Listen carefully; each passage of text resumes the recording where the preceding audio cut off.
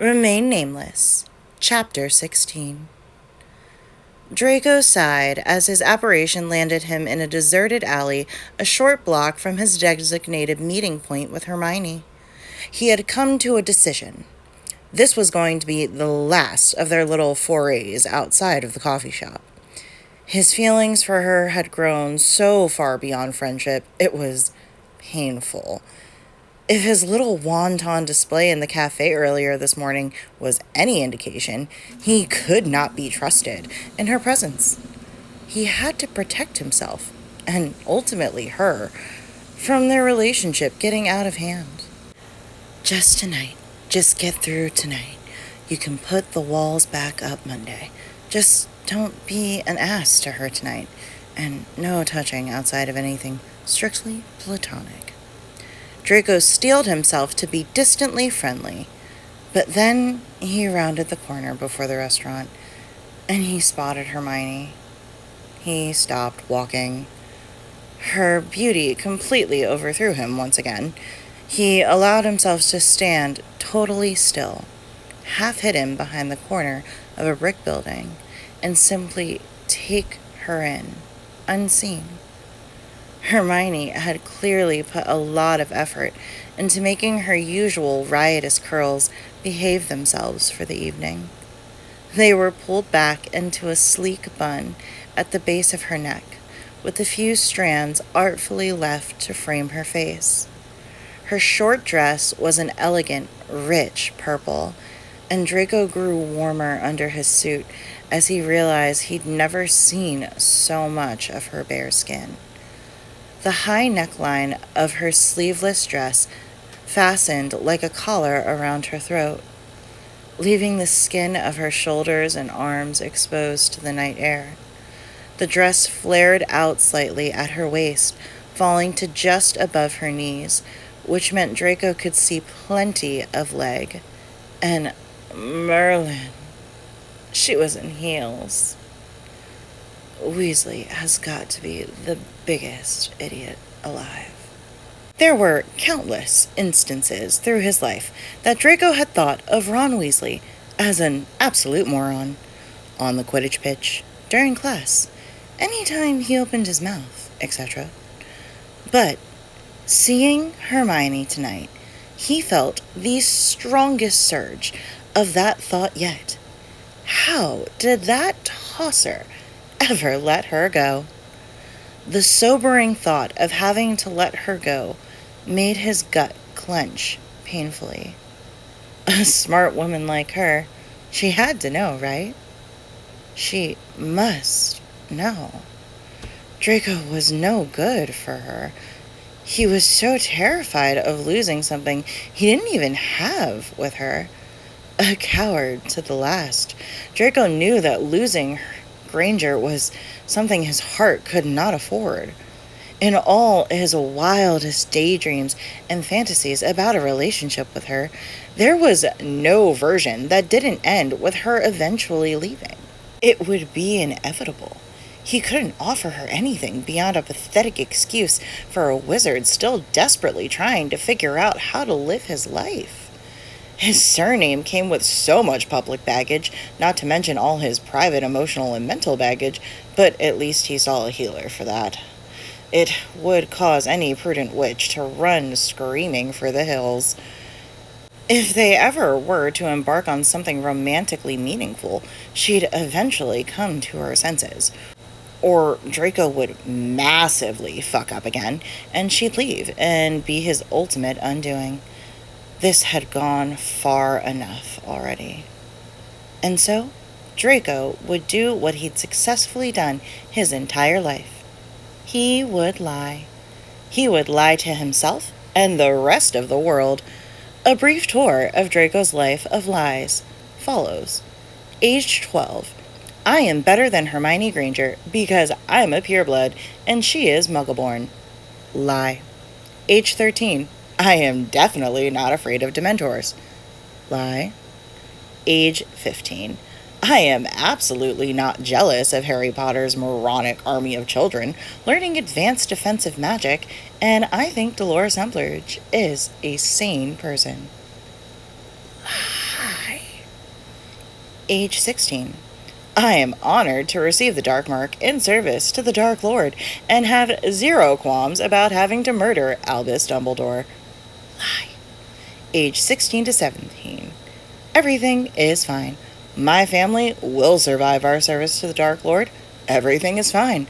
The Dark Lord will succeed, and our family will be rewarded. This is what I want. A world ruled by the Dark Lord would be a better one. Lie. Age 18 to 21. I'm coping. I can stop using Dreamless Sleep Potion anytime I want. I do not need help. Lie. Age 22 to right now. I don't need anyone. I can handle the sleepless nights.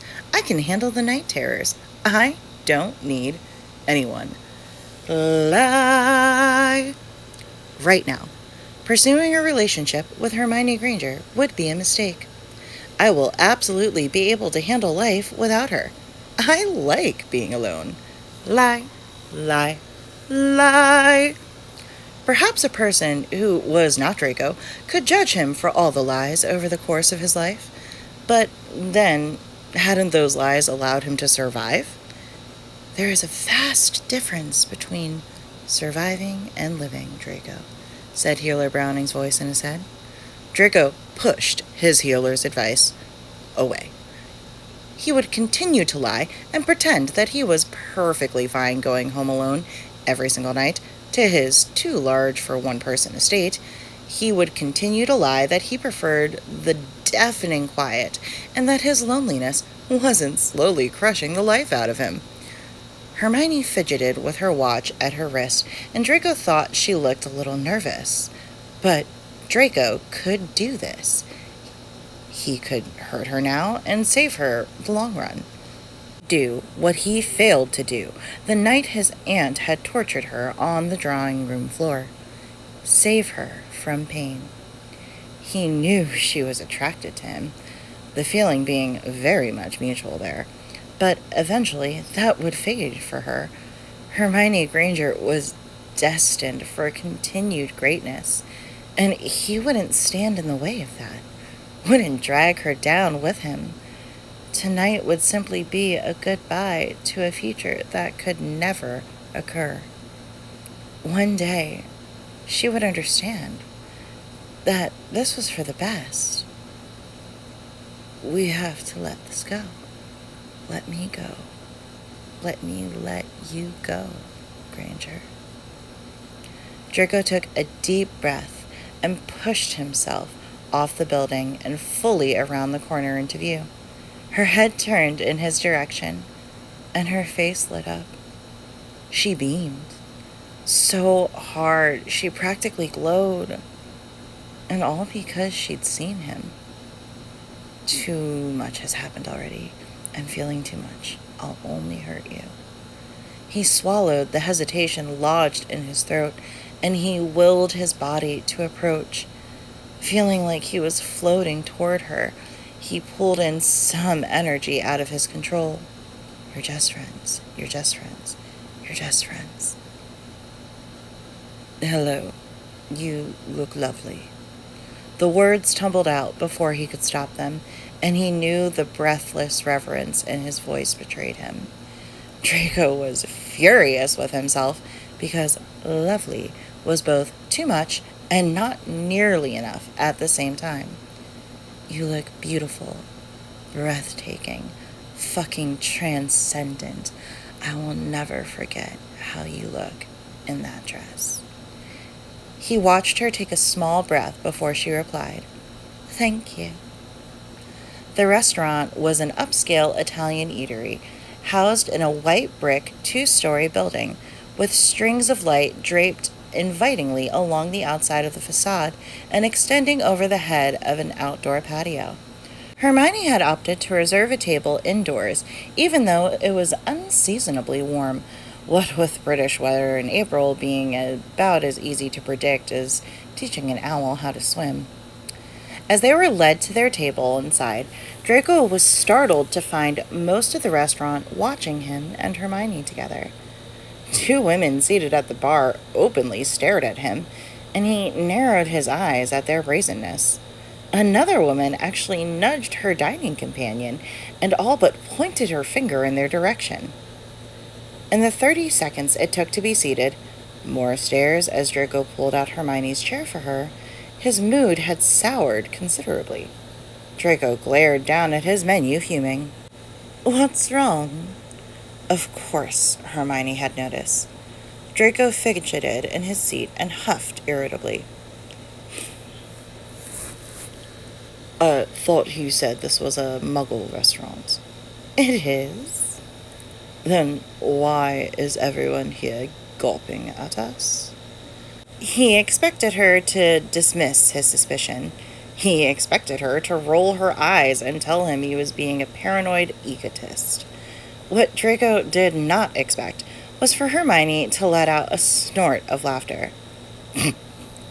"Oh, Malfoy. They're not staring at you because you're Draco Malfoy, notorious heir to the Malfoy fortune." "Then why is everyone staring? What the hell is going on here?" She gave him that look of maddening superiority, tinged with pity, like she always did when she felt the information at hand was ridiculously obvious. "They're staring because you're probably the most attractive man to walk in here tonight. Probably the most attractive man they've ever seen, really." She said all of this in an objective, offhand voice, as if his attractiveness were an established fact of the universe she'd memorized from a history of magic lesson. Did she really just admit that? Did she think that way about him? "Everyone is staring at you, too," he sputtered out, trying to wrap his mind around her bold declaration of his attractiveness. And indeed, half the stares from the restaurant patrons had been directed at Hermione, though she had failed to notice. But Hermione rolled her eyes. Well, of course. They're all wondering how someone like me could possibly be out to dinner with someone who looks like you. And did this woman not own a single fucking mirror? No, Granger. They were staring because of how bloody gorgeous you look in that dress. He immediately flicked his eyes back down to the menu and pretended to read so he wouldn't have to witness her reaction. No, that was not very platonic, was it? Draco didn't dare look up until a waiter approached to take their drink order. Hermione cleared her throat and ordered a bottle of red wine in a voice higher than normal. He'd noticed a faint blush on her cheeks that extended partway down her neck. They didn't speak or look at one another until wine had been poured into glasses for each of them. Hermione seemed to be gathering up her courage as she sat up straighter in her chair and held her glass toward him. "To a night of firsts," she toasted, boldly meeting his eyes. He should have bit out a scathing reply. He should have spurned her toast. He should have put a stop to all of this nonsense months ago. But Draco was a weak man, especially when it concerned the enchanting woman in front of him. "To a night of firsts," he repeated, and clinked his glass against hers. Draco steered the conversation toward Hermione's upcoming conference and felt some of the tension seep out of the air between them. At several moments throughout dinner, Draco completely forgot they were sitting in a muggle restaurant. The wine was excellent, and the food as good as any other fine dining establishment Draco had visited over the years. The only real differences between the muggle place and wizarding ones was that none of the dishes or bottles floated toward them, and no one around them was wearing robes. None of the patrons brandished wands or cursed Draco because of his family name, angrily demanding an explanation for him daring to share a meal with a war heroine, Hermione Granger. It all felt so refreshingly normal to be an anonymous man out to dinner with a beautiful woman, one who was kind and intelligent and just as anonymous as he was here in the Muggle world. Draco listened attentively as Hermione explained one of the more complicated rune translations she discovered in an ancient text when she suddenly trailed off and stared at him.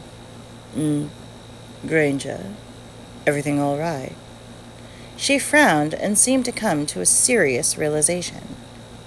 I talk about my career a lot, don't I? Yes, but I don't. You never talk about your job with me. This turned in the conversation baffled him. Of course I do. I always answer your questions. She shook her head and continued to frown. Yes, you always give me the facts, and sometimes you talk about your colleagues, but you never tell me how you feel about your job. I don't even know what you like about your work, or what you find interesting about the sport. Draco chuckled warmly at how adorably put out she looked at not knowing any answers. You hate Quidditch, he replied simply. I do not, she huffed indignantly, causing him to chuckle again. You absolutely do. Why would I bore you to death about a topic that is of no interest to you? She looked slightly hurt at his response and fidgeted with her wineglass. But it's not as if you're interested in the welfare of magical creatures. Am I boring you incessantly in the mornings? Where the hell was this lack of confidence coming from? Well, of course not. I'm not some sort of bleating heart do-gooder, he declared. Do you think I honestly care about how deforestation affects bowtruckles? It's nothing to do with the topic of conversation. It's everything to do with the way you practically ignite with excitement and passion about your causes. There's no half measures with you. He paused to take a fortifying sip of wine. You're many things, Granger, but never boring. Those brown doe eyes pierced him, tempting Draco to raise his occlumency shields, but he knew she'd never take advantage of him in that way. Besides, all of his emotions were probably scrawled across his face in a glaringly obvious fashion. The spell thankfully broke when the waiter approached with their bill. Before Draco could put out the thick wad of muggle money he'd brought with him tonight, Hermione slid a small plastic card into the billfold and handed it back to the waiter. Is that a new type of currency? Hermione shook her head. No, that's called a credit card. Instead of having to carry around the paper coins, I hand them the card and sign an agreement to pay from the amount from my bank funds. Everything occurs electronically. It's terribly convenient. Don't even get me started on how the magical world could benefit from a similar system. Giant gold coins are ridiculously cumbersome. You should have let me pay, he frowned, annoyed that she wasn't letting him display any sort of chivalry. She waved at his statement. No, you got the tickets. And you paid for the ballet. Besides, I need to keep building my credit in the muggle world. You rob Gringotts one time, and they constantly treat you like a criminal every time you need to visit your vault. Draco laughed at the image of Hermione being harassed by a group of security goblins. Come on then, thief. We don't want you accused of pillaging the silverware tonight. They exited the restaurant and made their way back to the deserted alley where Draco had originally apparated earlier in the evening. Hermione glanced surreptitiously around them, then determining that they were quite alone and hidden, nodded once. Draco produced his wand from inside his suit jacket pocket and performed a series of taps to his collar. Instantly, his black dress robes and cloak with ornate silver fastenings flowed over his suit. His waistcoat appeared, emerald cufflinks materialized at his wrist, and a bow tie wound its way around his throat. Damn, he muttered, fidgeting with the askew bow tie to pull it straight. I can never get that spell to get it quite right. He looked at Hermione, and the speech center of his brain decided to go on holiday. Hermione's purple dress had lengthened down from her knees and flowed into a delicate sort of train with a silvery pattern of ivy sewn along the back and the edges of the gown. The top half of her dress remained the same, which meant Draco would have the rest of the night with the sight of her bare arms and shoulders. Unaware of his heated stare, she threw an extravagant midnight blue cloak around her back, the rich velvet material covered in a sparkling design of stars that seemed preternaturally bright. She looked up at them and noticed his stare. "Isn't it beautiful? It was a gift for my birthday last year from George and Angelina. I have warned them not to tell me what type of silk the stars are, because I'm fairly certain I'd have a moral objection." Draco wanted to snort derisively at her, but all he could think was how the brilliance of her cloak absolutely paled in comparison to her. He grunted some sort of feeble response and continued fumbling with the crooked bow tie at his neck. "Oh, here, let me. I've gotten quite good at bow ties over the years." Before he could even open his mouth to protest, she stepped up to him and took the strip of material from between his clumsy fingers. He'd let his hands fall limply to his sides as she invaded his space. Her hands were just below his chin. It would take but a quick jot of his head down to press his lips to her fingertips. She was so far in his personal space that every small intake of air was accompanied by that sweet, wonderful, mysteriously floral scent that haunted every corner of his mind when they weren't physically together. "There," she whispered, and she gave the tie a final tug into place. "It's perfect now." "You're perfect." Could she feel it too? Draco stared into the warm depth of her eyes, so close to his own that he could pick out the glowing gold hue, and wondered if Hermione also felt the thrumming of desire through her veins. Her fingers slowly let go of the bow tie, but she hadn't moved away. Would she object if he pressed her back into the wall of this brick building and latched his mouth to hers like he wanted to? So very badly.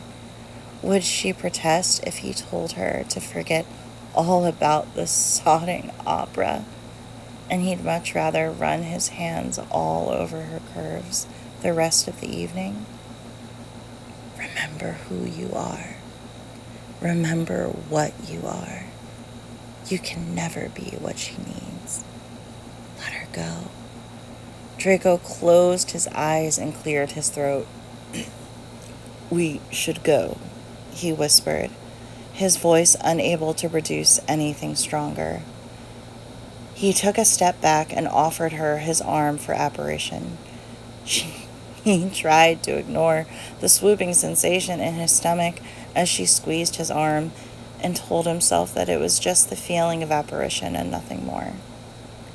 When they landed outside the Grand Opera House and joined the throng of other well-dressed wizards and witches, she wound her arm through the crook of his own. The feeling it inspired within him was warmer than butterbeer, better than blueberry scones, more satisfying than dreamless sleep potion.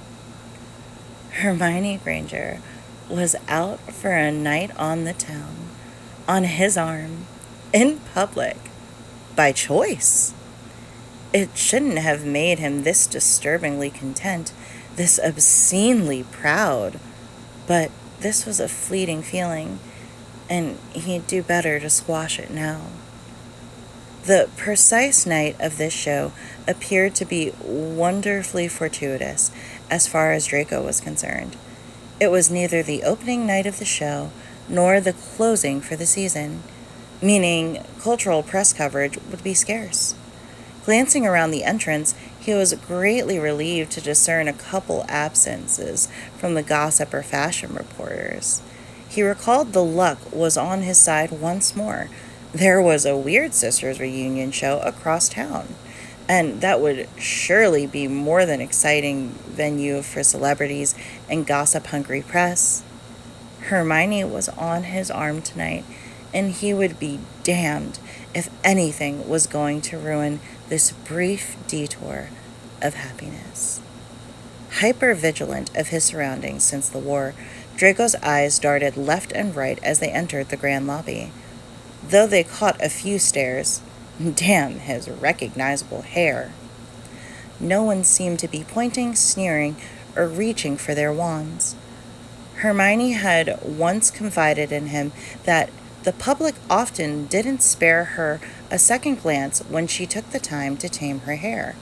Apparently, her public image was only instantly recognizable if her hair was a peak frizz, as she carried stacks of books and trailed after Harry and Ron. Draco had almost laughed to the point of tears when she'd confessed she once received a painting of that very scene in the mail from a deranged fan. The witch on his arm looked at the ceiling of the opera house in starry-eyed wonder. The entrance hall was long. The gallery required patrons to walk quite a length before reaching the actual theater. Draco knew in the past this long and rich carpeted entrance served as an excuse for the old, wealthy, and pure-blooded patrons to show off their extravagant dress robes, strutting like peacocks on parade. He had a few lazy, hazy memories of performing this walk before with other witches, but that seemed like a lifetime ago. He'd accompany one, or was it both, of the Greengrass sisters. Astoria had the lighter hair, right? To the opera house on several occasions, but conversation was minimal, and Draco would have been at least one bottle of whiskey deep by this point in the evening. The hall itself was the height of opulence. Gold-framed mirrors, floating crystal chandeliers in every size, but the ceiling was the pièce de la résistance. Painted in vibrant, bold colors, the scenes from famous opera dances above them, looking both impossibly lifelike and ethereal at the same time. Draco had never really noticed the magic in the artwork before, but seeing it through Hermione's eyes, he could begin to appreciate the combination of astounding artistry and spellwork that had to coexist to create such wonderful murals. Draco used his free arm to point to the rendering of a mournful young woman in red pacing in front of the entrance to a labyrinth. See her, just there? That's the depiction of the show tonight. Her gaze followed his pointing finger and found the form of Adrian, an ancient Greek story, and Draco had already knew Hermione was familiar with this one. As they completed their long walk to the end of the gallery, Draco used his opportunity of her distracted, upturned gaze to observe Hermione. Is this what his life could be like? If he hadn't been such a colossal fuck-up, could his life have turned out differently? If he'd gotten his shit together sooner, maybe nights like this would have been a fantastic regular occurrence instead of an aberration from his usual seclusion. They followed the filling line of other patrons as they approached the end of the gallery. Both stopped in front of the pairs of floating white gloves. The gloves sprang to life and relieved Hermione and Draco of their cloaks for the evening. Hermione took his arm once more, and they climbed into the lush, carpeted stairs toward their box. An usher pulled aside heavy maroon curtains as they reached and pointed about halfway up the theater. Hermione's jaw dropped as she rushed forward to take in the view of the balcony of their box. Oh, wow, this is amazing. I've never had seats like this before in any theater. A private box. Damn, McNair, I really do owe you. They each settled into their plush seats, Draco thankful that the opera house invested more gold into comfortable seating than the ballet theater. Draco tried to remember if he enjoyed the opera at all. His previous excursions to this type of entertainment still remained foggy. Maybe it was Daphne Greengrass that had the lighter hair. She'd been really into the opera, or at least paid it more attention than she did him. But he hoped it was less mind-numbing than the ballet, especially because he was going to need something, anything, to distract him while sitting so close to Hermione. She fiddled with a beaded bag, and Draco chuckled when she eventually removed a small pair of gold spectacles. "You brought your own opera glasses." She shrugged. A mischievous smile played at her mouth. "You know I like to be prepared. A fancy evening out to the opera has always been a fantasy of mine." Draco grinned wickedly. "Is that so? Tell me then, how does this fantasy of yours end?" For the second time that day, she called his bluff. Hermione didn't answer him. Not verbally, anyway.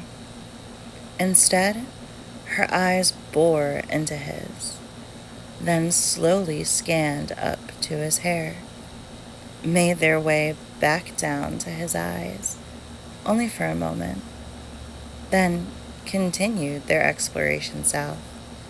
They lingered on his lips, trailed a searing path down his neck, loitered on his chest, and then traveled down, down, still further down, until she was openly ogling his trousers, just below his belt.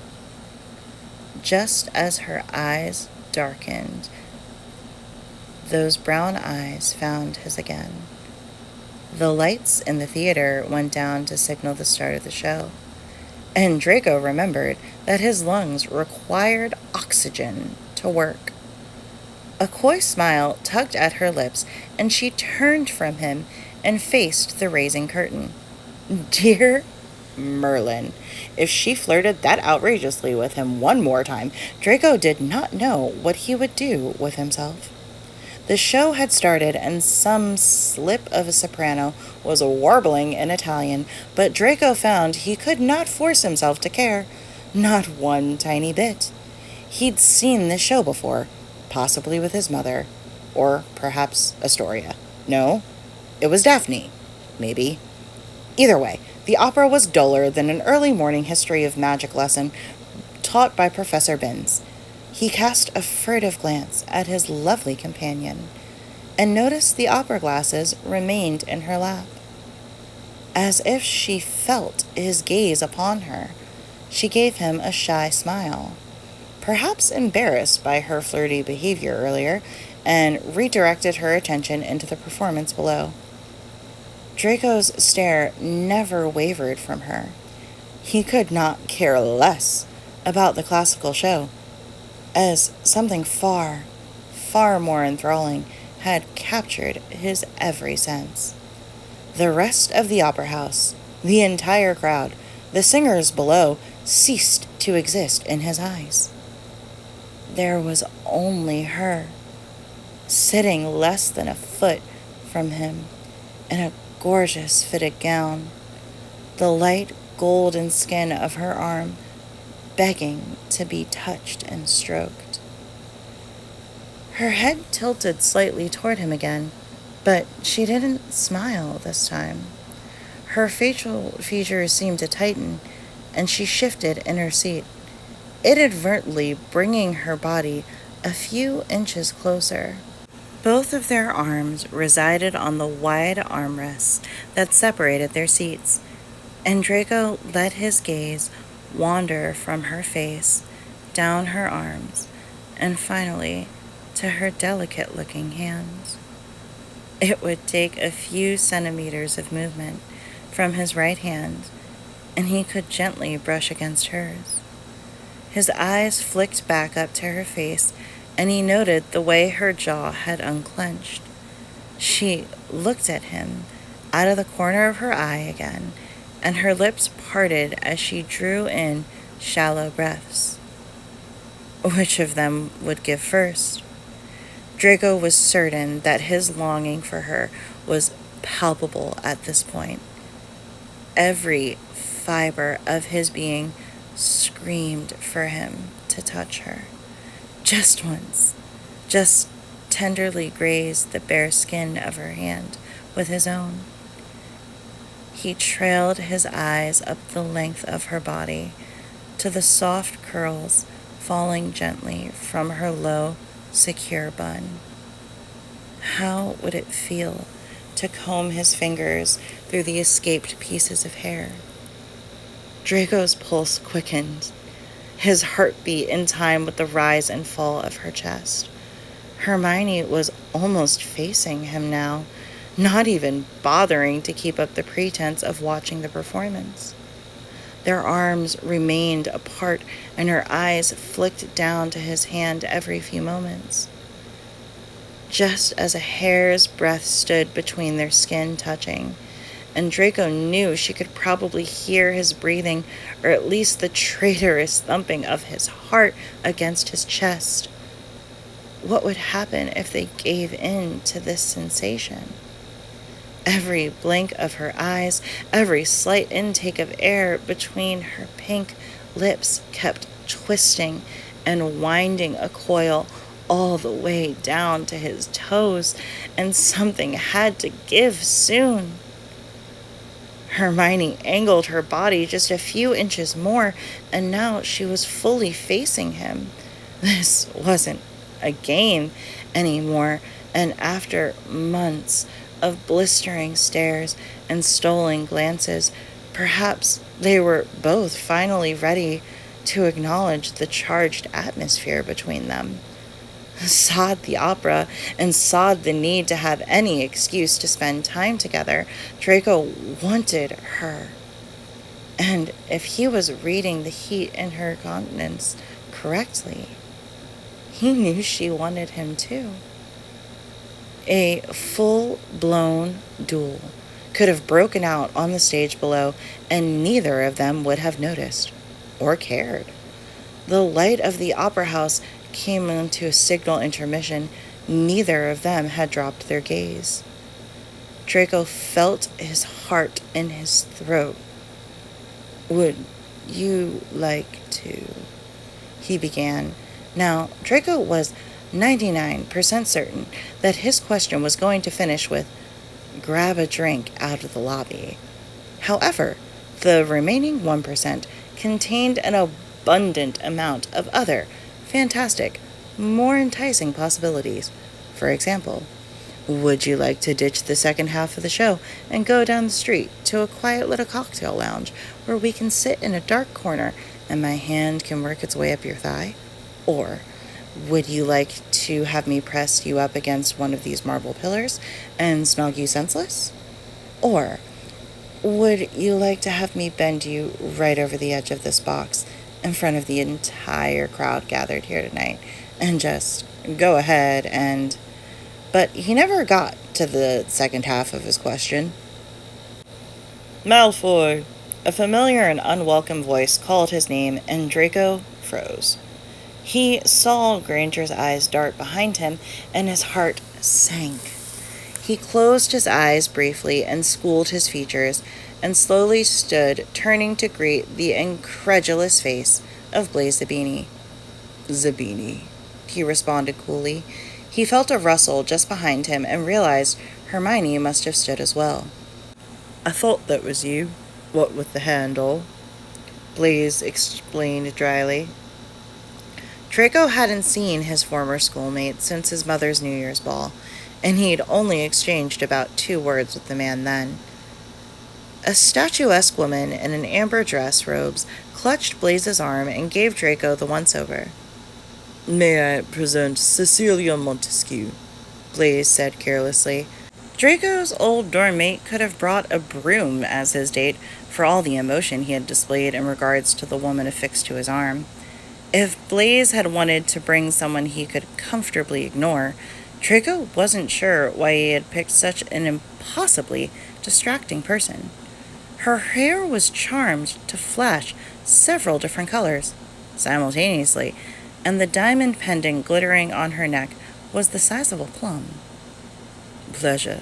I'm Draco Malfoy, greeted Draco stiffly. He merely shook her proffered hand quickly, not wasting his time or effort to observe the pure-blood etiquette of kissing her knuckles. The woman let out a vapid, high-pitched giggle. Oh, but of course I know who you are. It took more muscle control than necessary for him to not roll his eyes out of his skull. He turned his attention back to Blaise, who peered around Draco with interest, and he realized he didn't recognize Hermione. Gritting his teeth, Draco steeled himself for the nut to drop. Zabini, I'm sure you remember Hermione Granger from school. Draco took a pleasure in the way Blaise's eyes widened a fraction, and his mouth dropped slightly open before he instantly reverted his features back into his effortlessly haughty and impassive mask. On a normal person, that reaction would be akin to gasping loudly in shock, but Blaise Zabini was not a person with normal human emotions. Granger, really? He drawled, neither greeting nor offering a hand to shake. Zabini? Draco heard Hermione respond icily. Draco felt a surge of pride in the degree of coldness she managed to inject in just 3 syllables. It could have been frozen fiend fire. Blaise's date, meanwhile, openly gaped at Hermione now. Her painted mouth hung open in a comical O shape. Draco fixed Blaise with a chilling smile, daring the other man to spit out insults that were most likely dancing on the tip of his tongue. Blaise merely cocked one eyebrow and answered with a smug, appraising look of his own. Well, as interesting as this has been, we'll head back to our box. Good seeing you, as always, Malfoy. Join us for a drink after the show, won't you? Without waiting for a reply from Draco, he swept his date, who was still gawking at Hermione, back through the velvet curtains. Draco forced himself to count to 10 before he turned back to Hermione. That rude little git had done his best to make Hermione feel as unwelcome as possible. It certainly hadn't gone unnoticed by Draco the way he barely acknowledged her existence upon learning her identity, and the way he pointedly left her out of the invitation to drinks later. And if Draco had noticed the slight, then someone with the intelligence of Hermione certainly had as well. It was the douse of cold water of reality that Draco needed to rein in his emotions from earlier. Just when Draco thought he had any right to be worthy of Hermione, his past had burst into the evening to remind him that, no, actually, he had no business being anywhere near this woman. He could play the fraud no longer. Blaise had gotten right under his skin. But with a few words and glances, it was all Draco could do to stop himself from chasing after him and hexing him 6 ways from Sunday. He counted to 10 again as he silently seethed in his seat, unsure of how to redirect the fury coursing through him. Hermione may think him a changed person, a good person, but people like Blaise Zabini would always be around to remind him of every awful thing he'd done in his painful, pitiful life. He faced Hermione suddenly, an apology about to tumble from his mouth when she spoke first. As pompous as ever, isn't he? Do you see him often? No, thankfully. Any longer than that in his presence, and I wouldn't be responsible for which curses leave my wand. He spat, and she seemed to recoil from him. The lights of the opera house went dark once more to signal the end of intermission and the beginning of the second half of the show. A different kind of tension settled between them now, Hermione fidgeting absently with her opera glasses in her lap, and Draco staring at the stage with glazed, unseeing eyes. He kept his hands to himself the rest of the show, not daring to have his tainted self anywhere near her. As the final hour crept by, Draco calmed down and was able to think rationally. He didn't need to be such an angry prat and ruin Hermione's first time at the opera. He'd go back to being friendly and cordial after the show. Maybe suggest a nightcap somewhere nearby. When the final notes rang out and the performers all filed onto the stage for standing ovations, they both stood and silently exited their box. "That was really wonderful. Thank you for suggesting this," Hermione finally said quietly. Draco offered her his arm to guide her down the stairs and back to the gallery. "Not at all, Granger." When she placed her hand on his arm, he tried not to luxuriate in the warmth of her touch, knowing this moment would be over all too soon. They retrieved their cloaks from the floating gloved hands and made their way toward the exit. Hermione struggled with the fastening at her neck. "You'd think this thing would be simpler to fasten," she muttered, trying and failing to close it. Just as Draco was about to offer his assistance, a voice rang out. "Malfoy!" Draco's head whipped in the direction of Blaise Zabini once again. Screaming every hex, jinx, and curse inside his own mind, Draco remained stock still as Blaise confidently strutted up to where Draco stood with Hermione. Blaise's date seemed quite forgotten as she trailed about 15 feet behind. He stopped short of the pair, and Draco realized and was pleased to note that he was still several inches taller than his old schoolmate. "Yes?" Draco asked shortly. Blaise took a small step back and held his palms up in mock surrender. "No need to be so formal with an old friend, Malfoy. I simply wanted to invite you to the gala tonight." "What gala?" Blaise smirked. "My mother is good friends with the composer from tonight's show. She's hosting a gala in his honor at our home this evening. You know what a stalwart patron she is of the fine arts."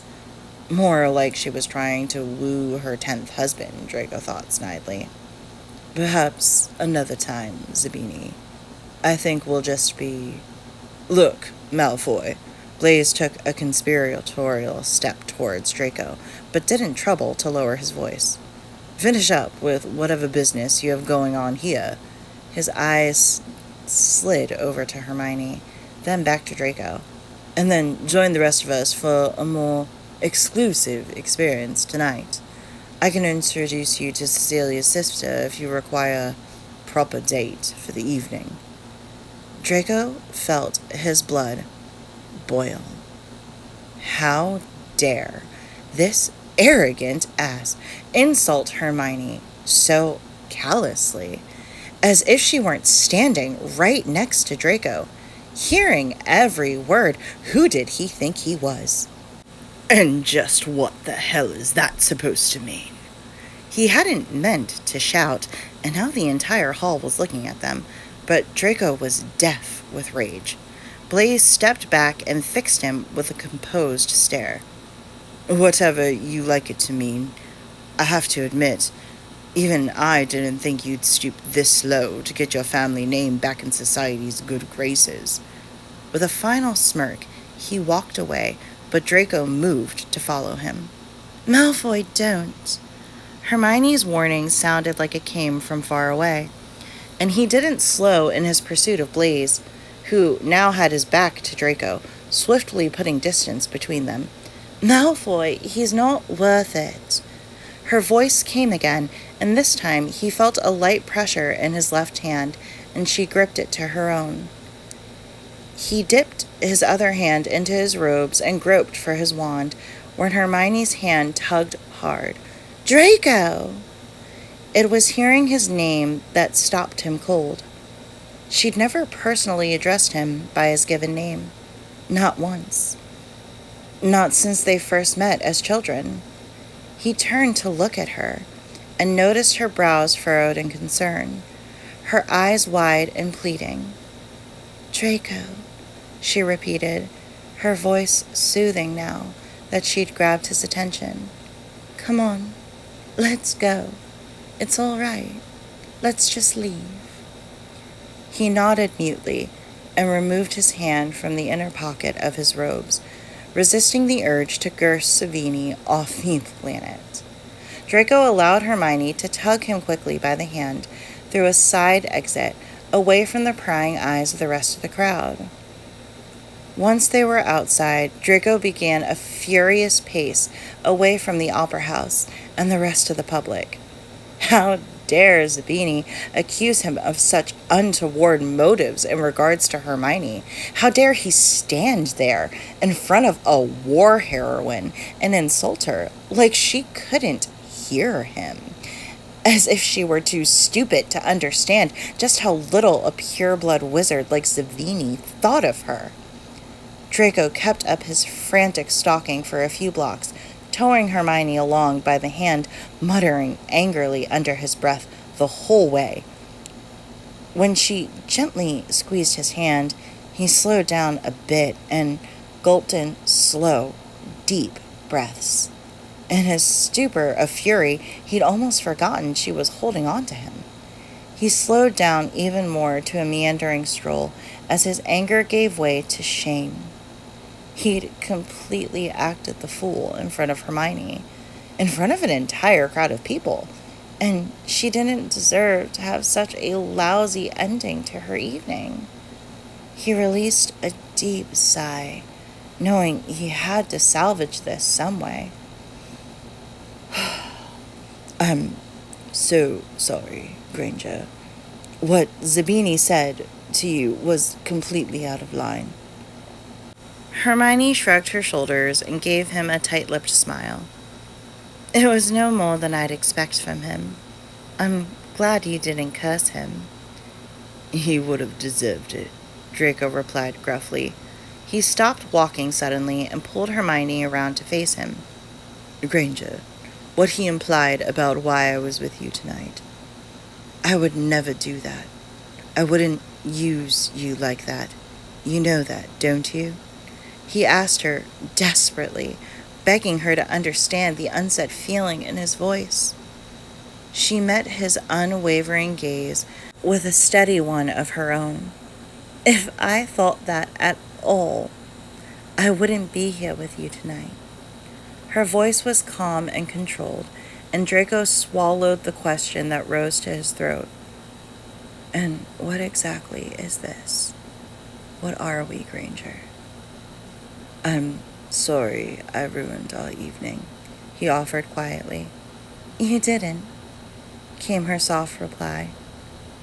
He still felt the bitter sting of anger welling up inside, but the feeling of her thumb circling the skin of the back of his hand began to stir up other emotions.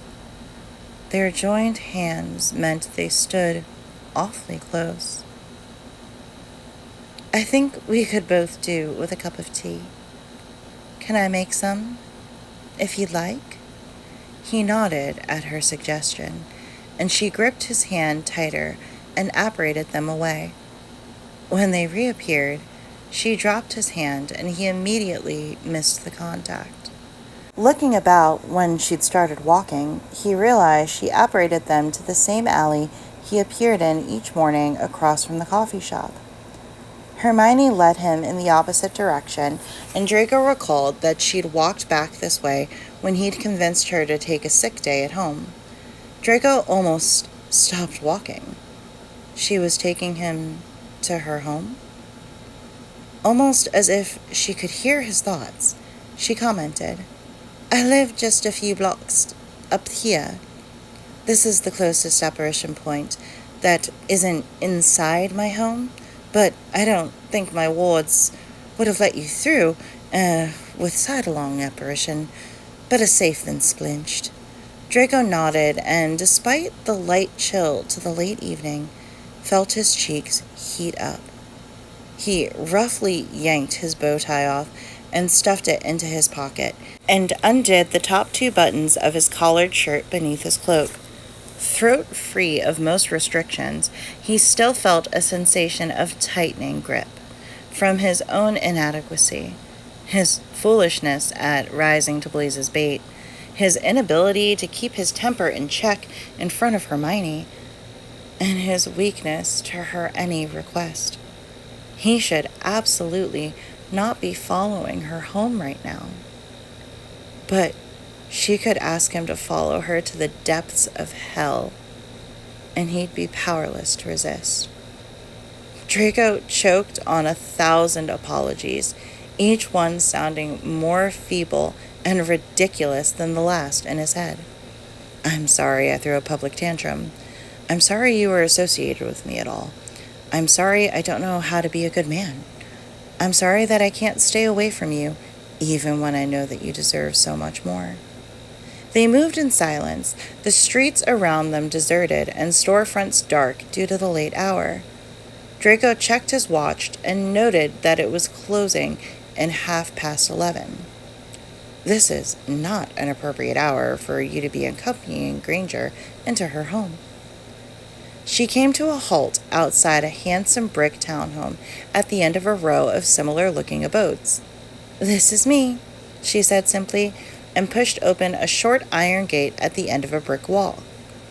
Draco heard her muttering incantations under her breath to release the wards briefly to allow him through. She performed a series of taps with her wand to the front door, and then it swung open. He could turn around now. He could make a weak excuse and go home, now. But Draco's feet kept taking steps after Hermione, and before he knew it, his feet had led him right inside. The door clicked shut behind him, and Hermione moved toward a winding staircase just to the center left. The downstairs level is mainly storage. I hardly ever come through here, she explained as Draco craned his neck to see a darkened room filled with neatly stacked bins and boxes in the distance past the stairs. I spend most of my time on the top 2 levels and the rooftop. The woman I bought the house from is a squib who works as a realtor. She sells to wizards and muggles alike, and actually, my next-door neighbors are an elderly witch and wizard. They're on holiday at the moment, visiting their daughter in America. Her voice sounded even and calm, and she led him up the stairs to a landing and another door. But Draco knew she was slightly nervous by the way she babbled. It wasn't much the tone of voice as the amount of superfluous information she felt the need to expel. She removed a key from this door, and Draco followed his traitorous feet into the main level of her home. As the door closed behind him, he leant back against it, unsure of what to do with his body. Hermione walked a few paces ahead, setting her beaded bag and wand down on a small hallway table and moving to unfasten her cloak. You can hang your cloak and robe on the hooks by the door if you like, and I'll go put the kettle on. She called over her shoulder. Draco obeyed her like an imperious curse. He shrugged out of his cloak and outer robes, hanging them carefully just to the left of the door. Still not knowing what to do with himself, he hung awkwardly back, keeping his body leaned against the door, as if a sticking charm kept him in place. Not 20 paces in front of him, Hermione still stood, engaged in an epic struggle with her silver closure for her shining cloak. The cloak was putting up quite the fight. She tugged and pulled and yanked at the neck, and Draco simply watched from behind, trying desperately to ignore the impulse to approach her. Could she feel it too, now? An eerie silence descended and covered everything with a thick blanket of tension in the hall, lit only by bright moonlight. There was nothing, and no one to interrupt their evening now. No Blaise, no public, no superfluous entertainment, no painful reminders of their dark history rearing an ugly head at an inopportune moment.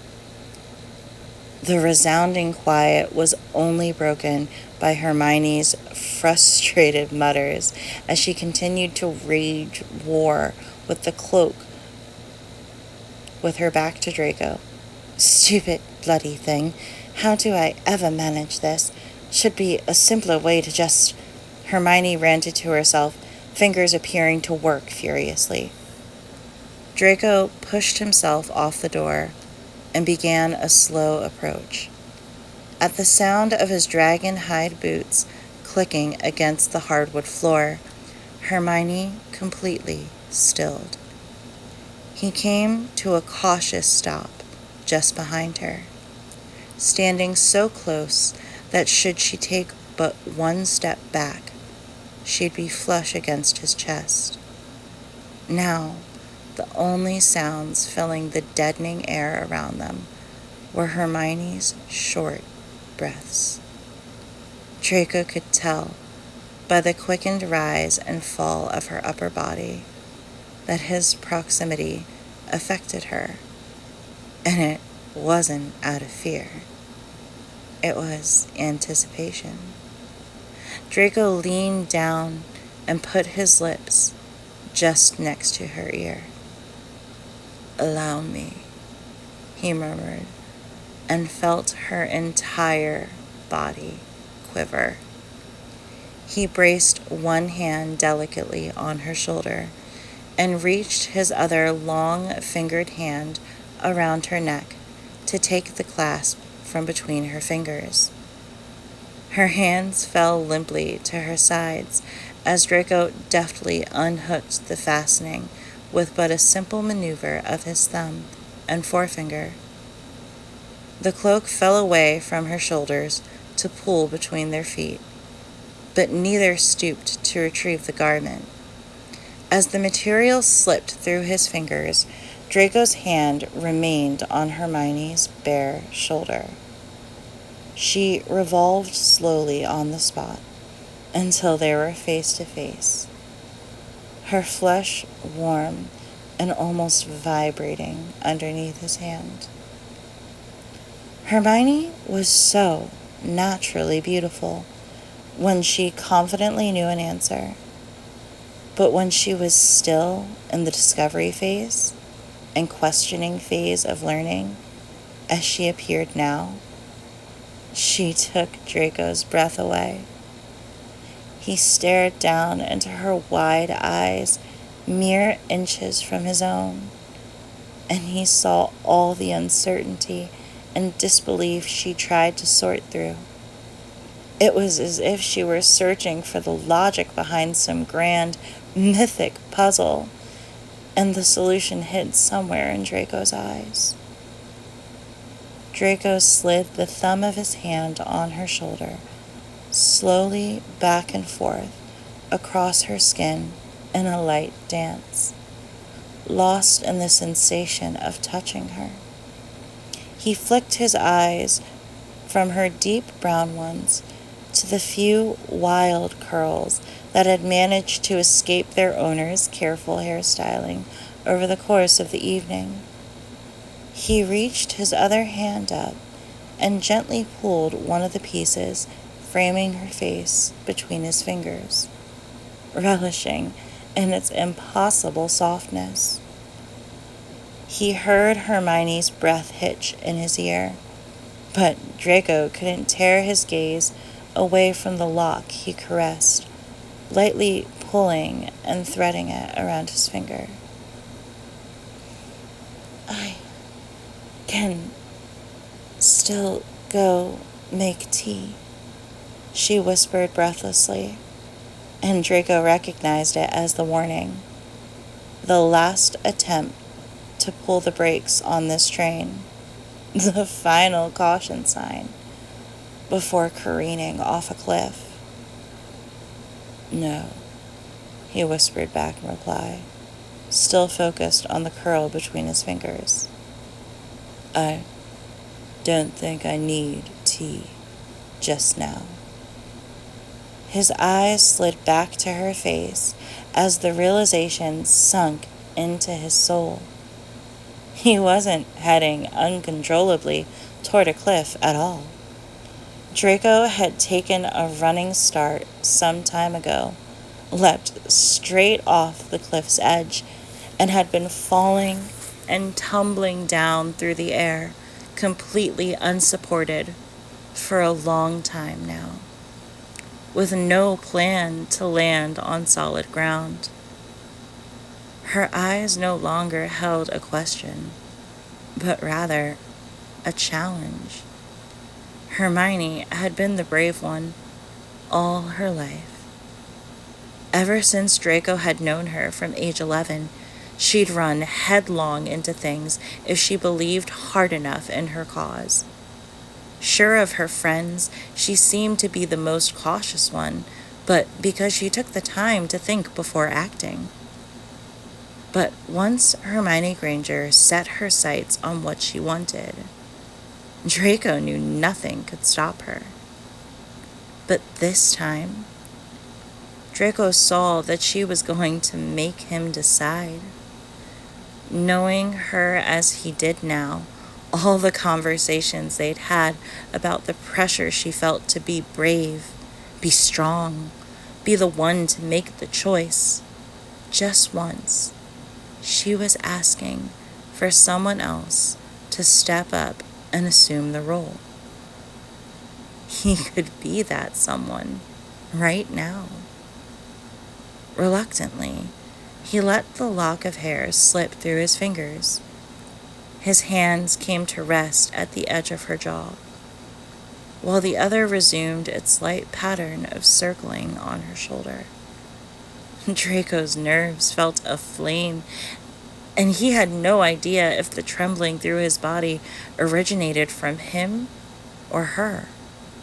The last thing he saw before he closed his eyes and angled his head down were Hermione's eyes, fluttering shut in anticipation of his mouth finding hers.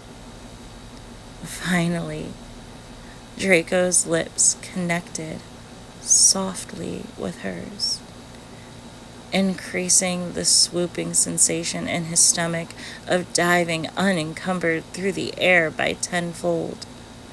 The feel of her lips pressing firmly back against his own soothed an ache deep within him, an ache for her touch and taste that he'd coveted for longer than he'd care to admit.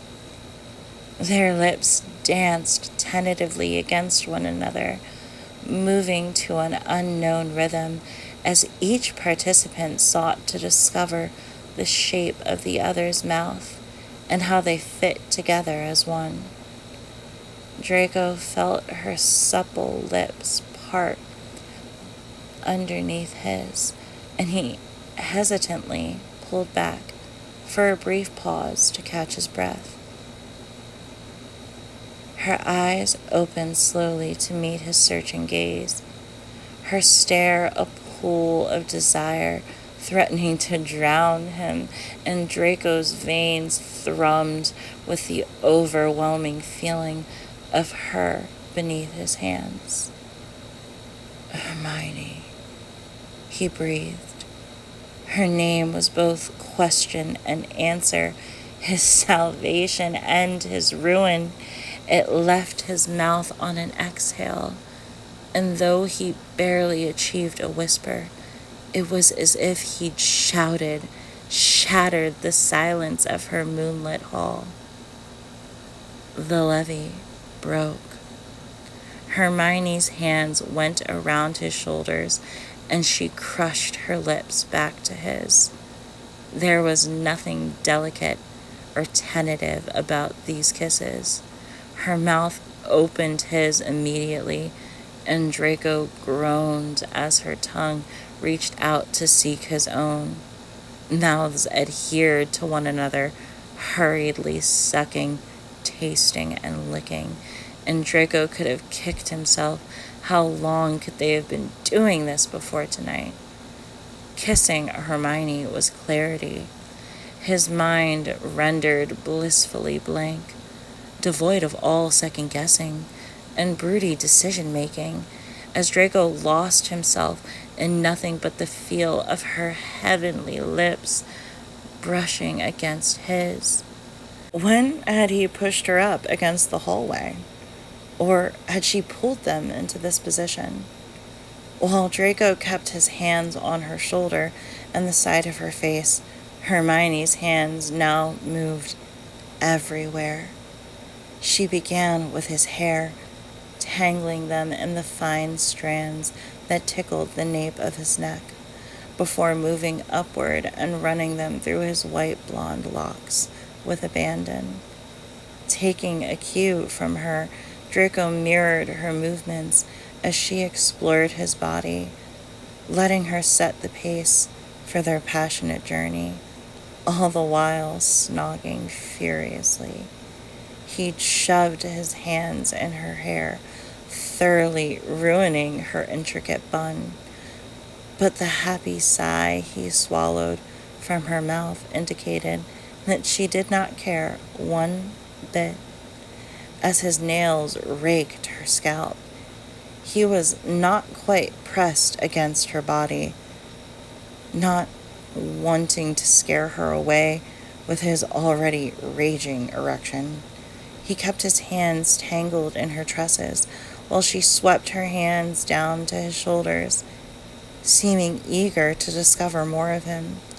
She gripped his shoulders for a moment, then trailed her hands down to squeeze the muscles of his upper arms, then traced back to his shoulders.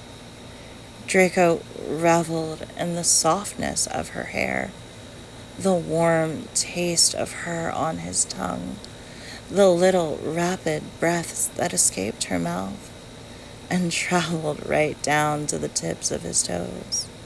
As her hands caressed his chest, Draco finally gathered the courage to move his touch down her body as well. He began with feather-light touches to the side of her face and neck, then gradually ran his hands down the length of her shoulders and skin of her arms, earning himself a shiver as he traced the skin up and down and back and forth several times.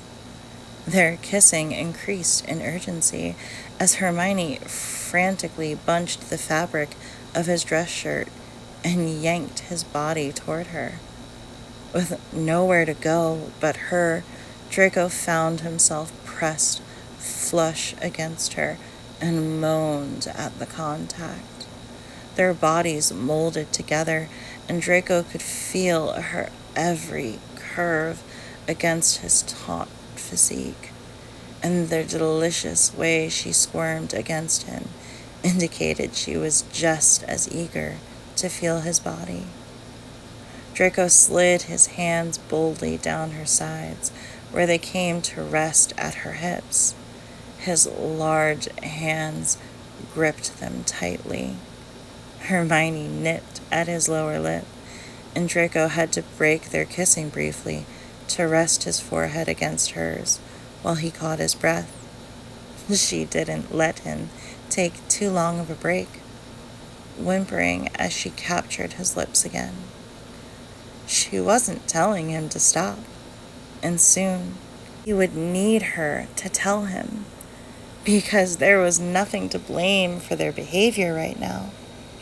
No alcohol in their systems, no potions, no charms, no spells or enchantments of any kind. They were a man and a woman, alone finally, after months and months of dancing around this attraction, and they were at risk of being consumed. But Hermione didn't tell him to stop. Of course, she didn't tell him anything, because her tongue was so deep down his throat that speech on either of their parts was quite impossible at the moment. Draco let his hands wander up her sides, ghosting the sides of her breasts, and was rewarded with an erotic little gasp from Hermione as she twitched her hips forward to grind against him, tightening her own grip around his neck. Draco repeated this grazing motion from her hips up to the side of her chest several times, and in but a few minutes had Hermione panting for breath as she tore her mouth away from him. Draco decided to take advantage of her need for air and placed heated, open-mouth kisses along her jaw and up to her ear. Every new part of her skin he tasted only served to ramp up his desire further. When his lips moved down to her slender neck, he removed one hand from her side and braced it on the wall just beside her head. With Draco laving at her neck, Hermione panted harder and mumbled the most sinfully sounding noises between breaths.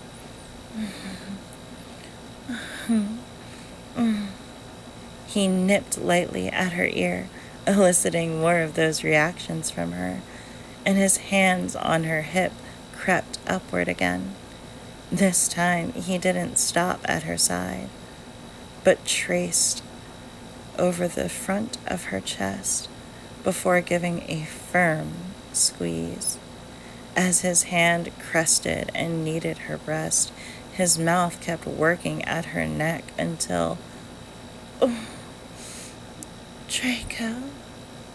Draco was eternally grateful that one of his hands had been braced against the wall, because his knees buckled.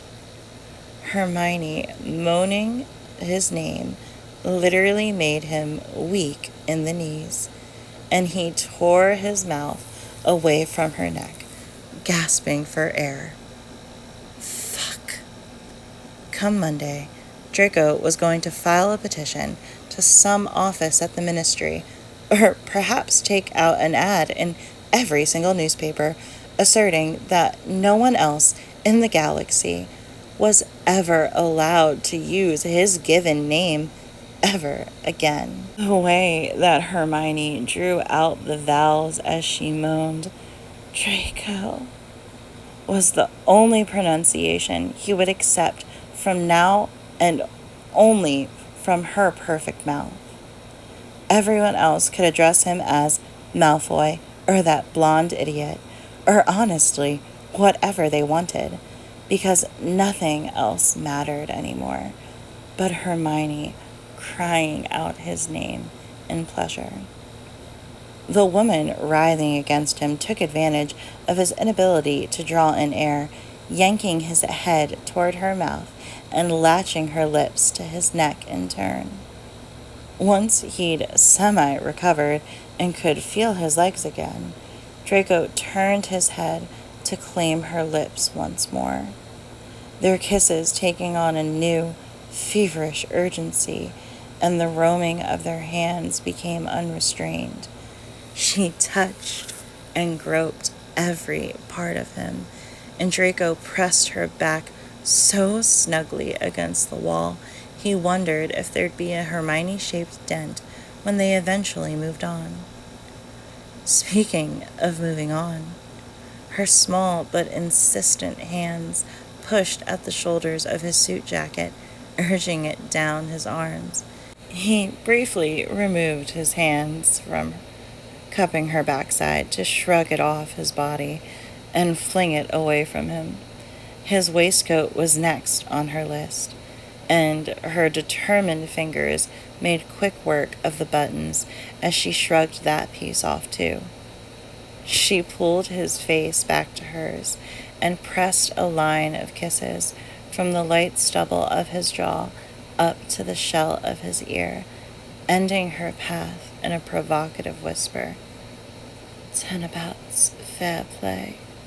His eyes widened as she removed her hands from around his neck to reach up behind her hair. In one swift motion of her fingers, she'd unclasped her dress, pulling the high collar away from her neck. The fabric of her gown kept sliding down and down and down her body until she nimbly stepped out and kicked it aside, now standing in front of Draco in nothing but a strapless bra and her knickers.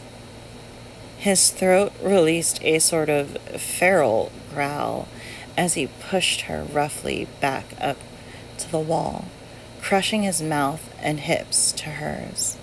Both of their hands grabbed and fondled each other with wanton abandon. Draco luxuriated in the feel of both her breasts in his hands as she undulated against him and sucked at his bottom lip. Hermione quickly dispatched him of his cufflinks. He'd heard them drop against the hardwood floor and roll away.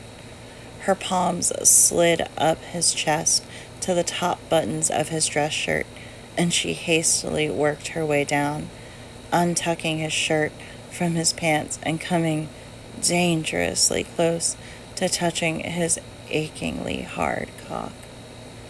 His shirt was wide open now, and Hermione leant back slightly to admire the pale skin of his chest and abdomen. Licking her lips, she leant forward again and pressed open mouth kisses from just above his navel all the way to the column of his throat as Draco groaned and gripped her shoulders. Now, her determined hands tried to push his shirt from his back and arms, and Draco made to oblige her. But as the fabric fell from his shoulders down his biceps, and her touch reached the bare skin of his elbows, he gasped and wrenched himself out of her grasp and stumbled away from her with a cry. No. Fuck. What was wrong with him? How could he have forgotten? Panting like a frightened animal, he backed away blindly before his lower body collided with the top of her sofa. I don't want you to see it, he stammered, out of breath as he came to a stop, leaning against the back of the couch. He clutched desperately at the fabric of his shirt, still covering his left forearm, cognizant of the horrible image beneath the sleeve. Draco's dark mark no longer glowed black or red as it had during Voldemort's reign. Once the wizard who'd branded him had died, the mark immediately began to fade, all magic gone from the ugliness on his arm. But that skull and snake shape remained. It kept fading with time and was now a faint outline in an unhealthy gray hue, and though no longer so stark against his pale skin, it was noticeable nonetheless. Draco knew he wouldn't be able to handle the sight of Hermione seeing it, of her looking at him in disgust, as was her right. He was tainted, evil, and completely unworthy of a pure soul like her. It would break his whole being in half to witness this woman, who had become so much to him, recoil from him in distaste and horror. For a brief time in his life, for this past year, Hermione had made him feel whole again. She treated him kindly. She'd appreciated his thoughts and feelings, made him laugh, made him feel as if he did in fact have something to offer the rest of the world. Draco looked up to drink in the sight of her one last time. She was still against the wall, breathing hard. Her previously neat coiffed hair, wild and free once again, tumbled down in bunches of curls and ghosted past the tops of her shoulders. Her plump lips full and swollen, lipstick long gone, and some of her mascara smudged under one eye. He trailed his gaze down the rest of her body, her bra askew from their passionate handling of one another, one cup pulled down so that one of her nipples peeked out over the top, and her lacy black knickers bunched at the front where they'd been grinding their bodies together. He'd never seen a more beautiful woman in his entire life, and she could never be his. He looked away as his chest ached with every sharp breath he took. She was a virtuous, wonderful beam of light in this terrifying world, and he had no business existing in her presence. He heard Hermione clear her throat and softly pad barefoot toward him, but he refused to look up. Draco knew exactly what was coming, could predict just how she would let him down. Malfoy, I think we got slightly carried away just now, and I think it might be best if you leave. I'll see you Monday for coffee? And Draco would nod and agree, because she was right. Of course. Because Hermione Granger was always right. He'd silently gather up his dignity and clothes and go home to his empty manor, drink himself stupid, and spend the rest of the weekend wallowing. Come Monday, she'd be distantly polite, determined to ignore what had passed between them.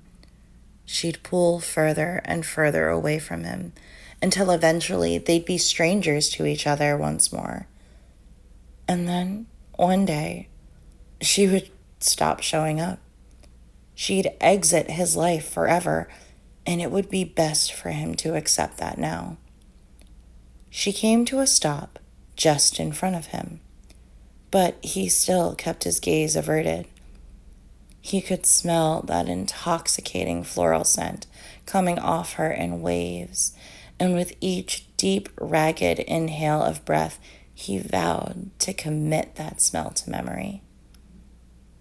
Malfoy, she called softly, and Draco squeezed at his eyes, keeping them shut. He was unable, unworthy to look upon her, a coward to the last. He almost flinched at the way she'd already reverted back to calling him his surname. She took another step toward him and was right up in his personal space. Draco continued to lean numbly against the couch, his right arm keeping a tight grasp over his covered left arm. Gentle hands cupped his face, and he fought the urge to cry, her soft hands so comforting and tender against his skin. Another kindness he didn't deserve. Malfoy, please, look at me. He obeyed her instantly. How could he not? She'd had control over his every attention and decision for a while now. A power over him he didn't care to fight. Her eyes offered warmth and understanding, not imbued with harsh judgment he'd expected to find. Still, she was nothing if not empathetic, and she'd make sure to deal the killing blow softly and kindly. He braced himself for her gentle but firm rejection. Hermione got on her tiptoes and pressed her lips against his cheek. A goodbye kiss. One for the road. She placed another lingering kiss to his other cheek. Then her lips moved to the exposed column of his throat, beginning just beneath one ear and moving slowly under his jaw to the other side. This felt less like a farewell. He felt her tug his shirt back up over his shoulders and button it up again. It's all right. You can keep it on if you'd like, she murmured soothingly as she buttoned all the way up his chest, only leaving the top two undone. Hermione then pressed her palms flat against his chest and looked into his eyes again. Her hands slid down his front, stopped momentarily at his abdomen, and came to rest at the top of his belt buckle. What the fuck was going on? What alternate universe was he in right now? Keeping her hands at the belt at his waist, Hermione rose up onto her toes again and put her mouth against his ear. Your shirt is not the article of clothing I need you to remove right now, she whispered, and all of his blood rushed southward. She pulled back with a smirk to rival his own on his snarkiest day, and Draco gulped as her hands worked at his belt. He froze as she tugged it out of the loops and dropped it unceremoniously to the floor. His heart raced as she flicked open the button to his trousers, then unzipped them and swiftly tugged them down. Wordlessly, he stepped out of them, and Hermione launched herself at him again. Resuming their frantic kissing as if there hadn't just been an emotional interruption to the evening's steamy proceedings, all thoughts of his ghastly dark mark gone, Draco threw himself back into kissing the witch in his arms. Suddenly, she reached down a hand in between them to palm his erection, and Draco had to break their kiss to let out a sharp hiss of breath. She rubbed the length of him through his boxers before reaching beneath his waistband to pump his member. Draco's head lolled forward to rest atop her shoulders and let himself get lost in the sensation of Hermione's hand wrapped around his cock. He needed to take control now if he had any hope of lasting much longer. Draco took her wrist and pried her hand from him, groaning as she gave one last tug before allowing him to remove it. Mouths and bodies melded together once more, and Hermione pulled him backwards. He let her lead him along their feverish kissing, never ceasing as they made clumsy progress further into her home. She led him through a doorway, and Draco pressed her up against the wall of what he realized was her bedroom. Hermione clawed at the skin of his chest underneath his buttoned shirt while she rolled her hips rhythmically against him, and he drove his tongue further into her mouth. He pulled away briefly and whipped his shirt over his head, no longer giving a damn about his forearm, since Hermione was sufficiently distracted by the rest of his body anyway. She answered in kind by clasping her bra and letting it fall away. Draco gave her a hungry look up and down, then pinned her to the wall again, alternating between attacking her mouth and neck. She moaned loudly in his ear as they rubbed against each other, with nothing but their underwear between them now. Draco planted kiss after kiss down her neck as her fingers grasped at his back, and he began working his mouth down to her bare tits. He circled one nipple teasingly with his tongue and felt her hips buck against him.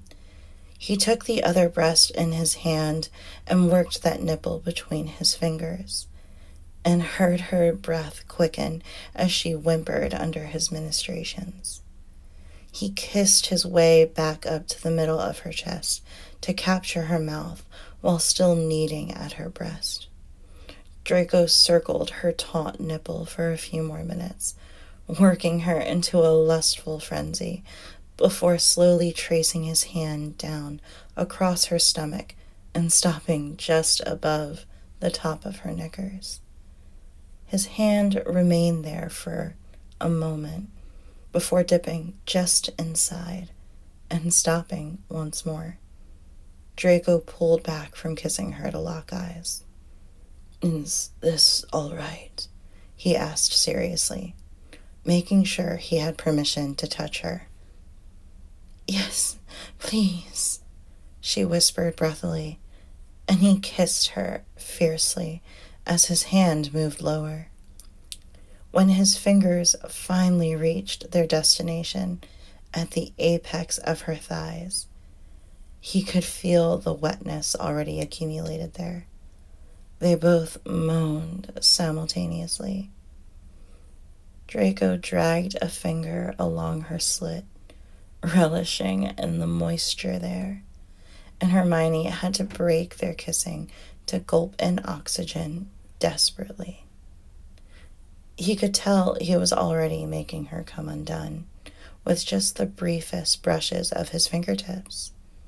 Draco wondered if it had been as long for her as it had for him, since she felt another person touch her this way.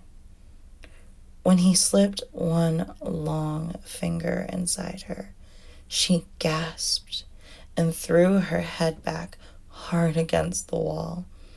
Draco wanted to ask if she'd hurt herself, but she silenced him with another kiss.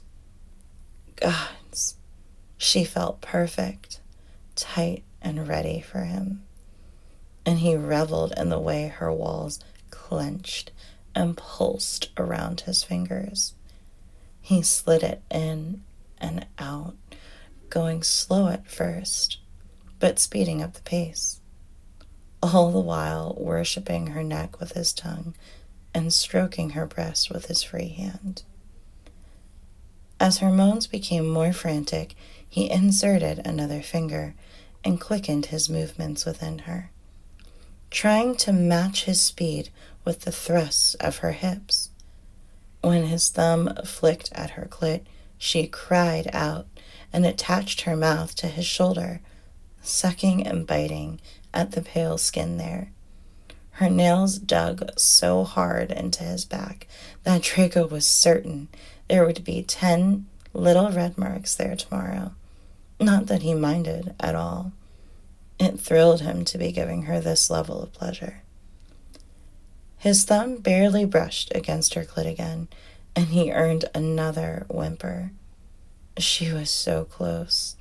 He could feel it, and thought that he was about to make Hermione come by his hand alone made his cock impossibly stiff. He pumped his fingers faster, enjoying how her hips moved in time before her movements began to jerk uncontrollably as she fucked his hand. He stopped teasing her clit and circled it vigorously now with his thumb. A few moments later, she rode out her orgasm with a cry of, "Draco, yes, oh, gods, Draco, yes." Draco preened internally at the exclamation of his name falling from her lips in ecstasy, and swallowed her cries with his own lips, his fingers slowing in their ministrations as she came down from her orgasm. Breathing heavily, she leaned her forehead against his and smiled, then gave him a slow, sensual kiss while he delicately pulled his hand from her knickers. Though the kisses were languid now, Hermione seemed to still want release with him.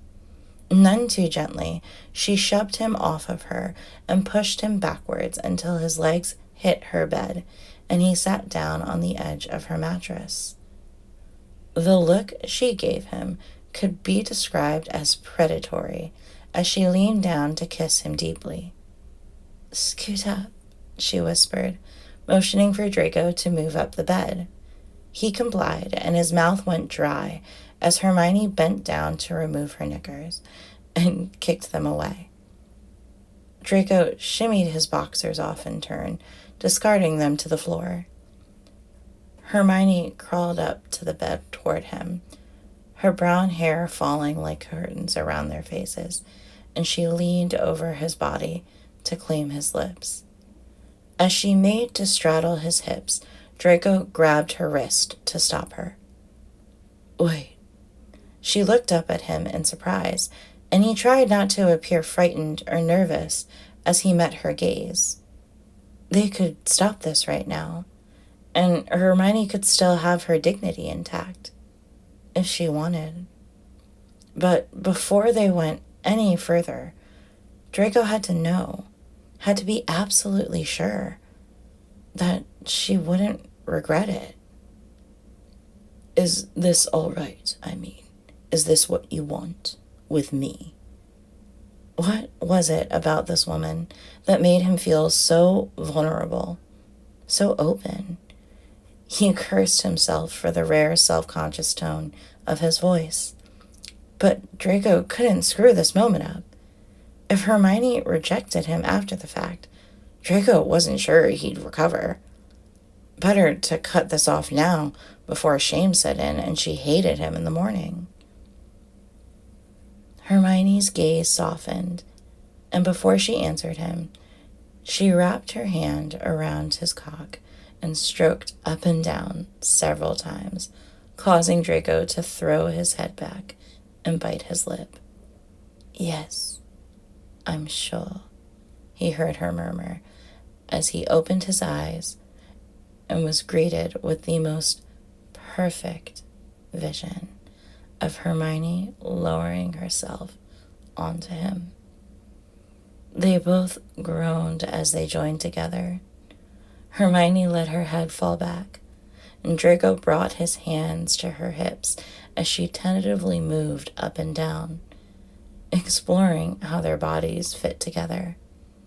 Draco savored the way her tits bounced lightly as she slid up and down astride him, her mouth falling open in a silent, round-shaped O as he filled her tight passage. Once she seemed more comfortable with him inside her, Draco moved his own hips up to meet her thrusts.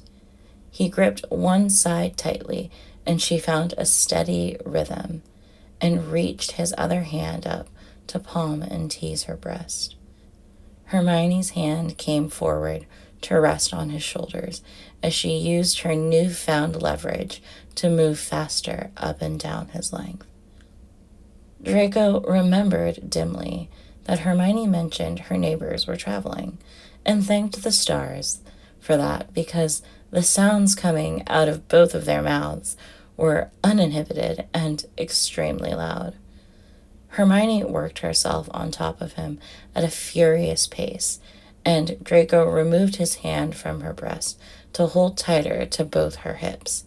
She slammed down on him more erratically now, and Draco drug his fingers into her sides to help control her movements.